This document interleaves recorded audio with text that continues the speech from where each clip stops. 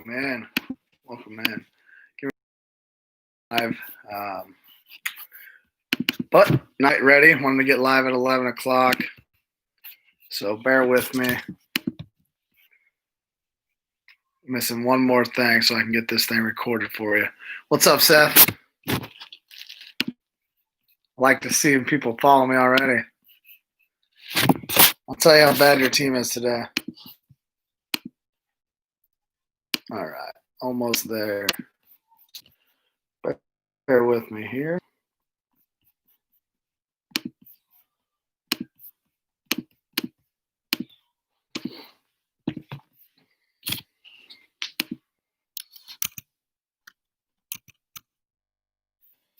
All right. Welcome in. Thanks. Welcome into the Red Stinker Tanker.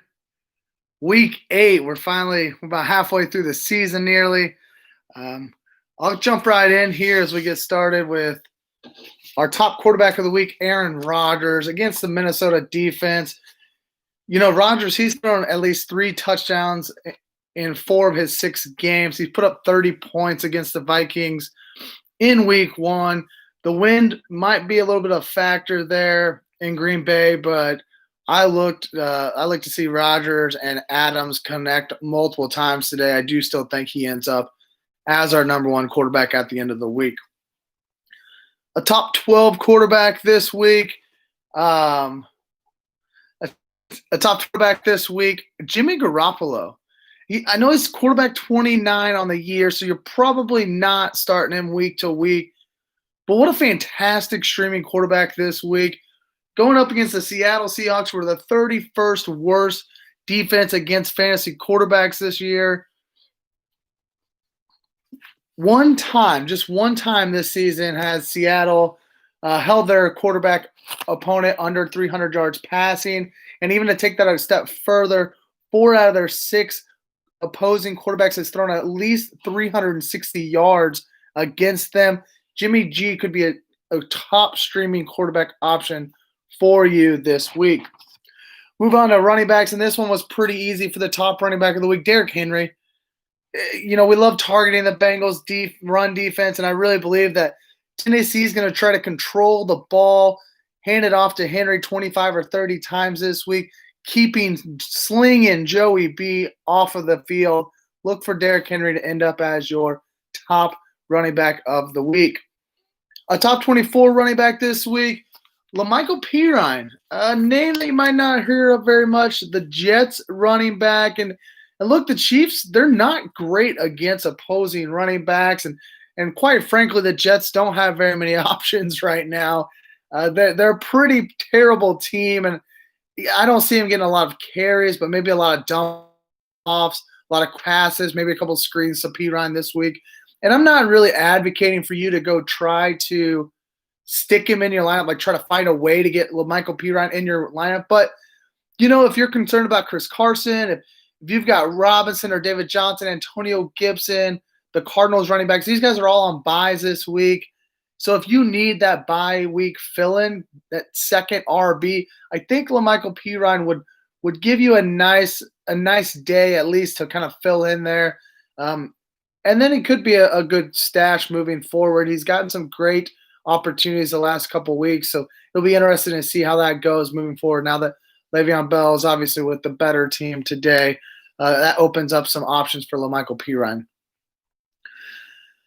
Top wide receiver this week, you know, I talked about Rodgers hooking up with Adams, and it's really hard for me not to take Davante Adams, the guy. He's 3 points per game better per average per week than the number 2 wide receiver on the year if you take into consideration fantasy points per game played. If you remember, Adams missed a couple games early in the season, so his overall total is only sitting at wide receiver 15. But on a per game basis, he's the number 1 by 3 points per week. But I'm going to go a little bit bold here. I know Adams against the Vikings, and look, he probably will end up as the number 1. But I'm going to go a little bold this week, and I saw a stat by McDowell just this morning.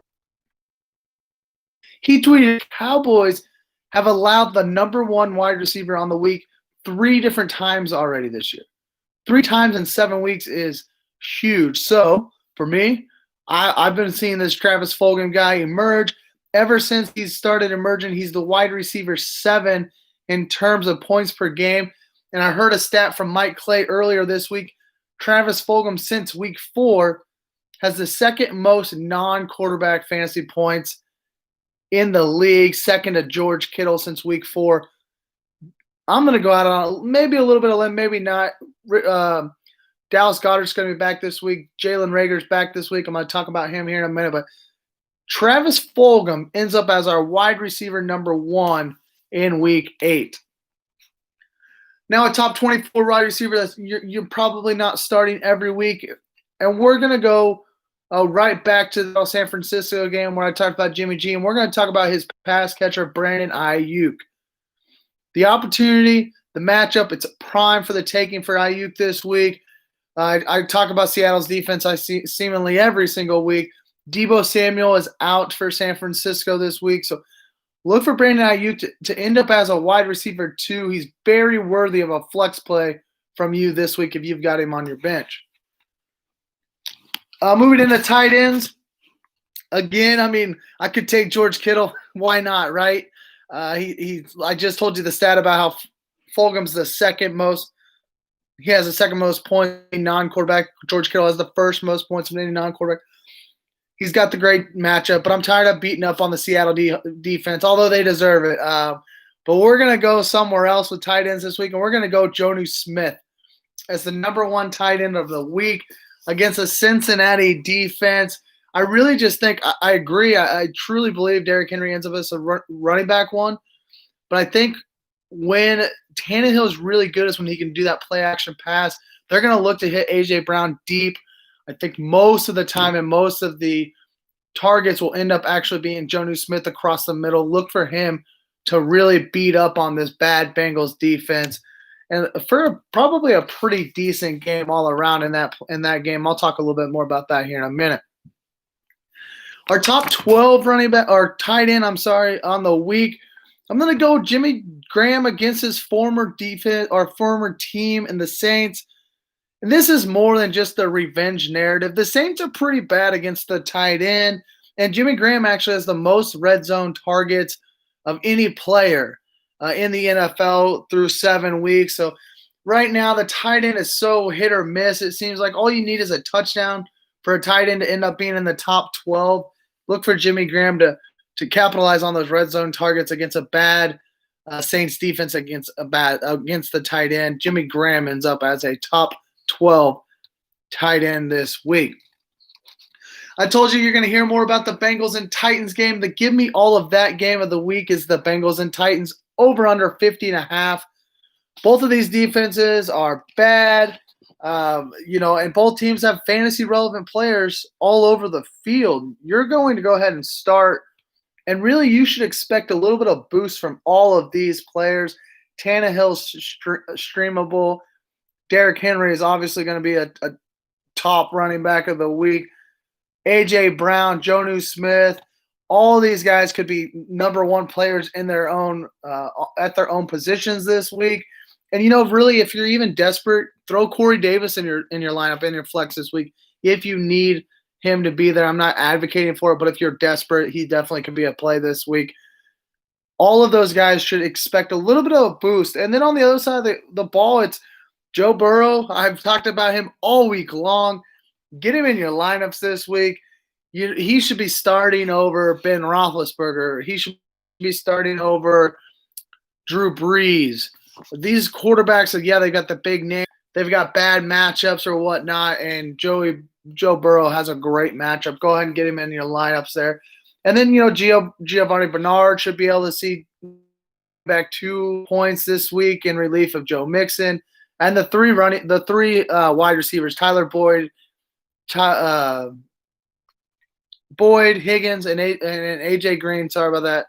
I lost track of my thoughts. So Tyler Boyd, T. Higgins, AJ Green, all should be played this week. Yes, even left for dead, AJ Green is a flex-worthy option this week. All of these players should be in starting lineups this week if you need them to be there. So Bengals and Titans, give me all of that.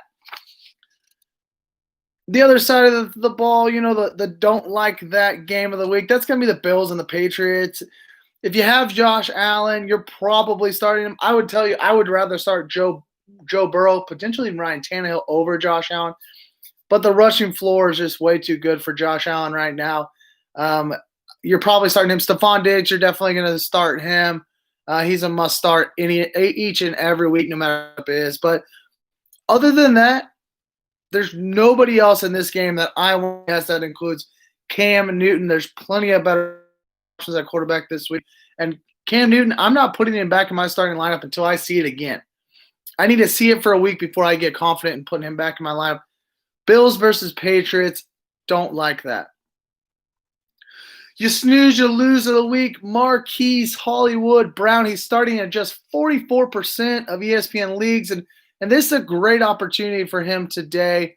The Steelers defense is just 24th against opposing wide receivers. So, I know the run defense is great, and when you have such a great running defense, you just think overall your defense is good. But this secondary is absolutely a weakness in Pittsburgh. And why not? Why not Marquise Hollywood Brown this week?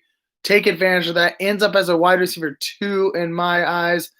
And I know that he's been frustrating for owners. I own him in a couple leagues. He's been frustrating for me as well. The targets have been there. Trust in Marquise Hollywood Brown this week. Marquise Brown, you snooze, you lose. Or hit it and quit it. Scotty Miller. I know we're going to go back to the guy who burned us in week 5 with a big old goose egg there. But Chris Godwin's out. Antonio Brown's not there yet. He'll be there next week. Scotty Miller, who had 9 targets last week, I think he ended up with 6 catches for over 100 yards. He's going to be the guy this week. One more time. This is the last time season we're going to be able to use Scotty Miller. Scotty Miller, hit it and quit it. Or coulda, woulda, shoulda. I mentioned it earlier in the Stinker Tinker that I was going to tell you more about Jalen Reagor, and this is where I'm telling you about it. Coulda, woulda, shoulda. Owned in just 13.7% of leagues. Go get him right now. I'm telling you, he's activated off the IR in his first matchup against the Dallas Cowboys.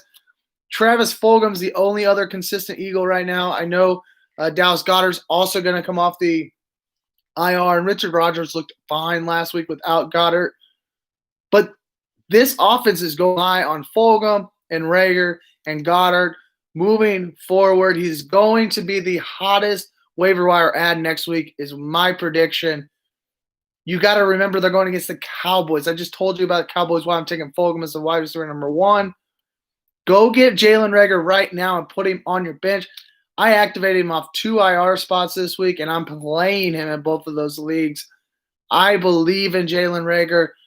Back when I had when I interviewed the guys, 2 months ago, one of the questions Josh asked me was, who's a guy late in the season that will produce that's not producing right now? I told him Jalen Reagor. It starts today. I am fired up to see how Jalen Reagor performs tonight. I'm telling you, go get him. Put him on your bench right now. Might be able to play him, but if you want to hold out, that's fine. But put him on your bench. Own him just 13% of ESPN leagues. That means if you're not playing with me, he's probably available in your league. Go pick him up. Jalen Reagor, coulda, woulda, shoulda. Don't miss out this week like you did last week with Joe Burrow. Don't do it. Go get him. All right, our fallback boys of the week. That's going to be all the quarterbacks and pass catchers in the Cleveland Browns versus Las Vegas Raiders game. An area-wide gale warning, all right? We talked about that in the dial with Kyle. He brought it up to me. I did a little bit more research. 25-mile-an-hour winds consistently all game long. I love Hunt in this game. Josh Jacobs should be just fine in this game. But guys like Darren Waller, Nelson Aguilar, Jarvis Landry, I'm lowering my expectations on those guys, especially the pass catchers who are going to be more down the field. I think overall, Darren Waller is still going to be in your lineup. You're not going to sit Darren Waller. But I would just lower those expectations a little bit. And if you thought this was the week to throw a flyer at Nelson Aguilar or Jarvis Landry, OBJ's out, I would just look elsewhere. I know Aguilar's been hot, but maybe this isn't the right week to be playing those guys. Furthermore, Derek Carr and wow. Oh, Baker Mayfield. Derek Carr, Baker Mayfield, I would go ahead and lower my expectations on them as well. I thought Carr would be a great streamer option this week. I have definitely pivoted from that. So the Raiders and the Browns, they're my fallback boys of the week. My bold prediction this week is this is going to be the week of the rookie breakouts. Raiders off the IR against a bad Dallas defense. Michael Pittman Jr. is back now against a definitely a gettable defense in the Detroit Lions. And Brandon Ayuk, I already talked about him against a bad Seattle defense. We are now in week 8, and these rookies are going to start solidifying themselves as important pieces to your fantasy rosters. 3 rookies who are very owned. Go ahead and stash them at the end of your bench because they're going to be hot commodities next week for waiver wire pickups. I'm not predicting Pittman to have the breakout that I think Rager and Ayuk have, but do expect him to be another high guy next week in waiver wires. All right, our last minute start sit questions: Leonard Fournette or Deontay Johnson in my flex. Going Deontay Johnson all day, every day. Love what I'm seeing out of Deontay Johnson in Pittsburgh. I do think he's even maybe potentially a it doesn't matter about the matchups kind of guy. He's a sit it and forget it every week, especially when he's healthy. And then what do I do with Chris Carson? Great question. I'm trying to ask the same thing to myself. Here's what I've done. If I own Chris Carson, I'm getting Tevin Coleman or DJ Dallas. Tevin Coleman for the 49ers, obviously going against the Seattle Seahawks. So I'm getting one of those 2 guys so I can pivot off of Chris Carson this afternoon if I need to. If I can't get one of those guys, I have to start a guy in the noon slot. I mean, that's probably where your other running backs are going to be. And I have to start. If I don't have anywhere else to pivot this afternoon, I have to go ahead and expect Chris Carson not to play. So that's where I would go. If you have the roster ability to get DJ Dallas or Tevin Coleman, that's my first choice. It would go Dallas, then Coleman, then whoever else. Unless you definitely have like another top 12, top 15 running back on your team that you can play 2 of them, you're going to start those guys. But, if you're sitting there with, for me, I think I've got a Nyheim Hines as one of my other options. Like, I would rather start DJ Dallas or Tevin Coleman Hines. But if you can't get those guys, go ahead and start who you can and expect Chris Carson to be out this week. And hear me out. As I end up today, look, Mark Ingram is out this week, and he has potential to be out next week. This is the time for J.K. Dobbins to step up. They had a bye week, so he's been practicing without Mark Ingram for 2 weeks now. This week they're against a tough Pittsburgh defense, so I'm not going to hold it against them too much. But over the next 2 weeks, collectively, we need to see it from J.K. Dobbins. This is our last chance. If we don't see it now, I'm taking him to drop city, baby. This is it. This is the time that he needs to step up. I've been holding on to him in the league the entire time, waiting for him to take over, and I truly believe the time is now. If we don't see it now, we're not going to see it this week or this season with J.K. Dobbins. That's what I believe. If you've been holding on to J.K. Dobbins, hold on for 2 more weeks, and we will know whether or not he takes over this job. Good luck in week 8, and as always, don't overtinker.